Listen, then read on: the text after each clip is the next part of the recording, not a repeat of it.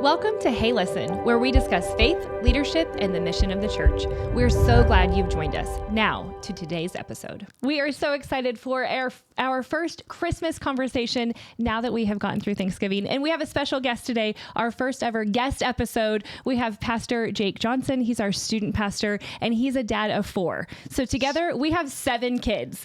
We know the chaotic, messy, beautiful side of Christmas. Yes, chaotic is a great word to describe that. Yes. 7 is a very biblical number. It is. Look at us. We've done a good job. Yes. So we've fulfilled our part. Yeah. Absolutely. With that, parents, we just want to give this little disclaimer. We're going to be talking about lots of different elements of Christmas. This may be an episode that you choose to listen to without little ears listening. Do with that what you will. Yes. So just to start our conversation, Jake, tell us what Christmas morning looks like in your home. Yes. Knowing parents, we may be talking about things that you don't want all ages to listen to. That is correct. Yes. It has looked different through the years in our house. Tell us real quick, rundown of your kids' ages. Yes. Alex is 11. Cameron is 9. Lily is 7. And Sadie is 4. Yes. I think I got all that right. And so girl, boy, girl, girl. And basically, when we started having kids, all the grandparents wanted you all over the place. Everybody wanted to see you on Christmas morning. And so Christmas morning was go, go, go, go, go, go, go, hit all the stops all the time, and then try to catch your breath. And so as we've gotten bigger and wiser, and my wife has really helped us be more disciplined. Yes. Now our Christmas mornings are home. And we, have a special breakfast that we traditionally do every year, sausage balls and eggs and all of it. But, nice. So the kids wake up first every single Christmas, as they do, and they immediately go in to see, all of the presents and all of what has been delivered and how many I have or whatever. Yeah. But we have an unwrapped present from Santa for all 4 kids. And so they immediately, look at that, and then they come and wake us up. Okay. And from then on, we try to take it slow, brew coffee, enjoy ourselves, eat breakfast, and then we get on with the festivities. Okay. So do you open presents before you eat breakfast? No. Okay. So that's similar. I didn't know that. We do the same thing. So my kids now are 13, 11, and 6 for reference, but ours is kind of similar.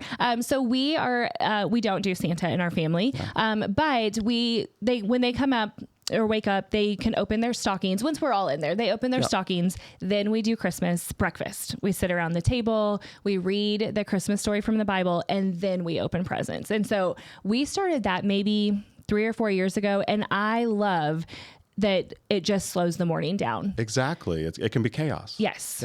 Yeah.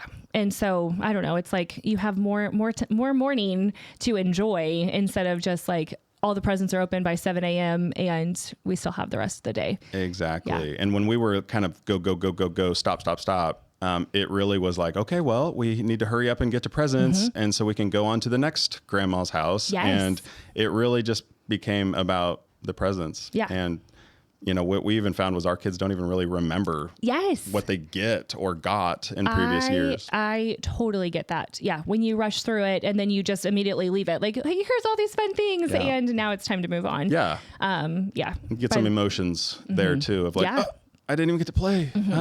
Yeah. We don't have family super close by, except for now my sister-in-law, who we enjoy having over on Christmas morning, but we have never done the like open presents and leave because it's always just been Christmas. Now with Chris being a firefighter, Christmas morning is not always on Christmas Day in our home. That's Sometimes it's a day before, a day after, just depending on how his schedule works. Yeah. And one day, I've said this for years, one day when we're the like old people at the fire department and we don't have young kids, we will be covering whatever morning shift because man, it's hard to have Christmas morning without your husband at home, even if you make all the adjustments. So one day we'll be sending young firefighters home to be with their family. Absolutely. Absolutely. And you really see that in families as they kind of get older and their kids do grow up, they can kind of do things and serve in ways like that for young families who are in the midst of it. Yes. So thinking through some of that, let's talk a little bit about expectations of Christmas. Yes. There are so many expectations. And so my first question, do you think we put those expectations, like just the busyness to say yes to everything? Or does the world put that on us? Do we carry that, or is it just something that is assumed we're going to do? What's your thought? My thoughts on that initially are, for me, I am a people pleaser. And so there's a lot of scenarios I run through in my head that may or may not be real, or, real expectations. Yes. And so I often will overextend myself trying to appease family members, for sure, friends, of course, place of employment and different things. But I would definitely say sometimes that's an internal thing. But I mean, I kind of alluded to this when we first started having kids. There was a lot of expectations put on us. We had, and my wife's family, we had the first grandbaby. Okay. And so, of course, everybody had expectations of what that looked like for them. But then we also, my older sister had a couple kids, but they were not local. And so we were the local first grandkid. And so lots of expectations put on us on that side too. And so sometimes it's both. But my wife does a really good job of keeping us balanced on that. She can say no much better than I can. And so we need people like that in our lives. Yes, we do. Yes, we do. Yeah. And I think that leads to a great just conversation on the permission to say no to stuff, especially in the holidays, because between work, parties, festivities, school programs, my kids are both now in choir, band, regular classroom programs, all of that stuff. You can have something 3 or 4 nights a week during December before you add things that you actually want to do. That's exactly right. Yes, you've got family, but all the plays, all of the Christmas musical special things, all of the extra crafts that you have to get done, and costumes and plays. And Yeah. And if we're not careful to be intentional, like now to say, okay, here's the things that are our top priority, even if it's making sure that we get to drive around and look at Christmas lights as a family because we love that. But saying now, these are the things that are priority. Everything else is going to have to fall in, because we've set these expectations and these goals for our family, even almost bucket list. And those could be silly. They can be spiritual. But I do think if we do not say, hey, this is important to us, and, leading into the new year, like, we're going to have to keep that conversation going beyond just Christmas, but we have to prioritize the things we say yes to. Absolutely. Absolutely. We were even just kind of talking about this earlier, but I do feel like in the month of December, we have to be more disciplined with our no, just because we only have so many weekends or Saturdays before leading up to, and there's only so many hours in the day on December 25th. And so I could probably learn a lot about the other 11 months of the year, based on how disciplined we've gotten with our December. Right. And because you were telling me before we recorded, you are better about it in December. Yes. And so, if you can have the willpower in December, you can carry that on. I believe it. Yes. Okay. So let's think a little bit about just keeping Christ at the center of Christmas. I think that's something that's another easy thing to be more intentional about during the holiday season. I know both of our families do different things year round to have quiet times together, for our kids to be using our heart workbooks or whatever that looks like in our own families' homes. But what are some ways that you can suggest to families that you've either done in your family or you've seen done well to keep Christ the center of Christmas? Yes. Working at a church, obviously there's a lot of scheduling pieces that go into the Christmas season where my family and I are going to be here. But I do celebrate that, because those are avenues, those are opportunities to continue to keep, in front of our face, the reason for the season and what we really live for. And so, we do celebrate and believe in Santa in our home. But I definitely don't want that to be confusing. So I definitely want to communicate very clearly to our kids, Christ is our Lord, and we are celebrating his birth. All of the things happened, and all of the prophecies were fulfilled in his life and his ministry, his death, all of it. But we celebrate that he came and he is with us. And so, just just some things I've seen do really well. And you mentioned this is like reading through the Bible story of the birth of Jesus. And that's why we're celebrating this today. And, just making those little pieces along with all the traditions so that it just weaves into our children's minds, really, I think, the fiber of what this season is about. Yeah. And I just think, I talk a lot, especially with our preschool families, that, to weave faith into everyday conversations while you're in the car or at bath time. Christmas is such an easy time to do that because Christmas is everywhere. The good, bad, and the ugly. Like already. You can, it was back in, July, but you can find ways to point your kids back to Christ on just a minute by minute basis during the holidays. And I think, I know we'll post some of the Advent recommendations and things my family has done or I've seen of trusted resources. But there's extensive ones you can do. There's also simple ones. Lifeway Kids always puts out one that is, I think it's a once a week even. It's just like a once a week devotion. Very much following like the traditional Advent type, hope and love and peace. But it's simple. It's very attainable. Yeah. Our heart workbooks for kids and preschoolers are going to have a little bit of an Advent touch to them because we're talking about Christmas. Like it's there. And so I think just being intentional, point them to Jesus in everything you do. It doesn't have to be complicated or overwhelming or buying tons of resources. Yes. Open the Bible. Exactly. And even just taking small steps, maybe have a goal this year for starting one new discipline, one new tradition that helps your family point to Jesus. Yes. Don't try to completely redraft your entire system and get worn out and fatigued. Yes. My next question for you, I think you answered before I asked, but it was going to say, what would you say to the parent who feels like they're not doing enough spiritually this time of year? And I think you just answered that. Find one thing. Yeah. It's like the right next step. Yes. You don't have to run a marathon. Just take a step moving forward. Exactly. Yeah. Your children will see your example of what you value. And, I don't remember who said it, but, what's celebrated will be repeated. Yes. And that's you say that a lot. I like that phrase. That's one of my favorite things to say. And I didn't say it, but just the idea of celebrating together as a family, your kids see that. When they see that modeled, that just becomes also a part of who they are. Yeah. And those are going to be their memories of Christmas. Those are going to be their memories of what we did growing up. Right. And that's hopefully then what extends through the generations. Do you have a favorite Christmas tradition from like your childhood? I loved going and looking at Christmas lights and it wasn't like this is the day, this is the night. We do it, but I remember just driving around Springfield and seeing all the Christmas lights. And so that was a big one for us growing up.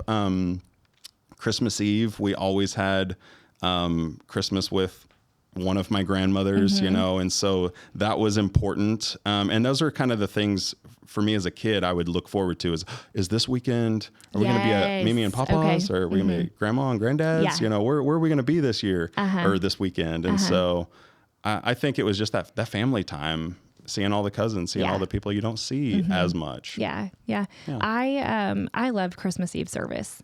My dad, when I was growing up, he was the music minister at our church. And so that was also like, it was, his service, his special. Like a Super Bowl. Yeah. And so it was always sweet. Growing up at both, mainly because it was my dad, but we always sang Joy to the World when we held the candles instead of Silent Night. And I'm sorry, Rich, but I really miss that. Silent Night is beautiful, but I love the whole congregation singing Joy to the World with a candle raised. Like there's something powerful about that. I totally agree. And the church we were at for a long time, they did the candles with the little thing to keep it from dripping. Yes. And I have some pictures of my little small children holding up a fire. I do too. Yes. And I'm like, we're okay. It's okay. It's right. okay. We can't walk across a straight line without falling, but we can hold a candle here.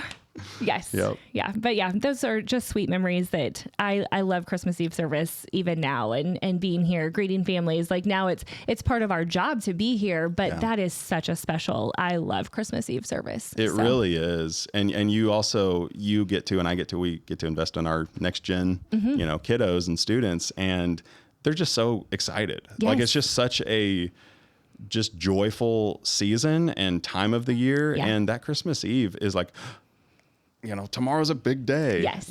So we get to welcome them into that, host them into that, worship with them, and then send them home. Yeah.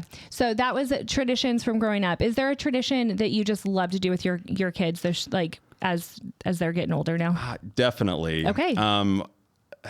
So when Alex, our oldest, was, I think probably 2, she wanted to help decorate the tree. And so I just sat on the couch and I would put a hook on one of the ornaments and give it to her, and she'd walk over and hang it on the tree. And and they're all in the like bottom 2 feet of the tree. And that literally was my favorite thing, just seeing and my mom came over one time and was like, "Are you going to leave it like that?" And everything's 2 feet and down. Bet I am. I left it. And every year it's gotten taller and taller and taller. Oh, yes. Of course, now they grab step stool and it looks like a normal tree. Yes. But just that time of all 4 kids decorating the tree is like so much fun. And it is, we got music on, we have like little fake campfire or fireplace thing going on, and we've got the mood, and then usually it's a Christmas movie, but that, to see how much they love that, that just makes an impact. Yeah, I agree. I enjoy that. We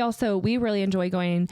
There's a place out on the other side of Rogersville called the B Highway Christmas Light Display. I think I've been there. Have you been there? It's like all inflatables and stuff. You walk through this path of just like hundreds of Christmas inflatables, and it sounds hokey, and it kind of is. We love it. Now we also live close to that, so we go a couple times a year. But they've got the little place now where you can buy cookies and hot cocoa, and it's a free thing unless you're buying the 50-cent cup of hot cocoa. It's a super free, super affordable or free option, and so that's something we do multiple times a year and enjoy it. It's crazy because I just saw a video of a parent asking their teenage daughter, hey, what did you get for Christmas last year?